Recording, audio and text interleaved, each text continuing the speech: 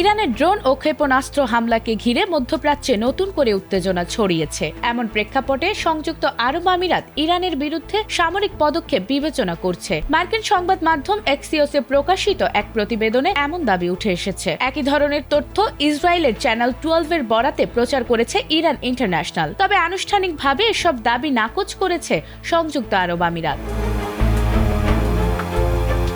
প্রতিবেদনগুলোতে বলা হয়েছে, চলমান উত্তেজনার মধ্যে সংযুক্ত আরব আমিরাত প্রায় 800টি ড্রোন ও ক্ষেপণাস্ত্র হামলার মুখোমুখি হয়েছে এবং আত্মরক্ষার কৌশল পুনর্বিবেচনা করছে। যদিও দেশটি এ সংঘাতে সরাসরি জড়িত নয়, তবুও নিরাপত্তা পরিস্থিতি তাদের কঠিন সিদ্ধান্তের দিকে ঠেলে দিতে পারে এমন ইঙ্গিত দেয়া হয়েছে। তবে এক বিবৃতিতে আমিরাত স্পষ্ট জানিয়েছে, তারা ইরানের বিরুদ্ধে কোনো আক্রমণাত্মক অবস্থান নেয়নি এবং তাদের প্রতিরক্ষা নীতিতেও আসেনি কোনো ধরনের পরিবর্তন। দেশটি বলছে, তারা কোনো মতে এই যুদ্ধের পক্ষে নয়।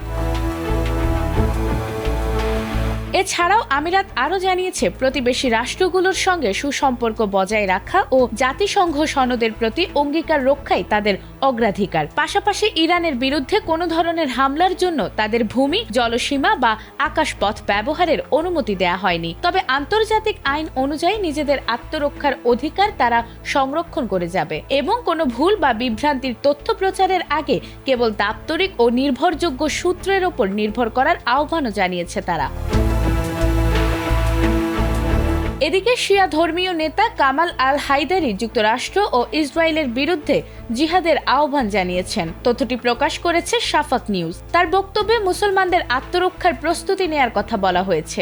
এর আগে 2014 সালে আলী আল সিস্তানি ISIS এর বিরুদ্ধে লড়াইয়ের আহ্বান জানিয়েছিলেন, যা পরে রূপ নিয়েছিল পপুলার মোবিলাইজেশন ফোর্সেসে। সব মিলিয়ে কূটনৈতিক বক্তব্য ও সামরিক প্রস্তুতির দ্বৈত বার্তায় উপসাগরীয় অঞ্চলের পরিস্থিতি আরও জটিল হয়ে উঠছে।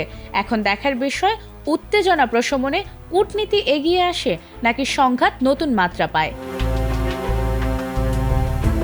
নাজমুন নাহার জান্নাত, ATN বাংলা।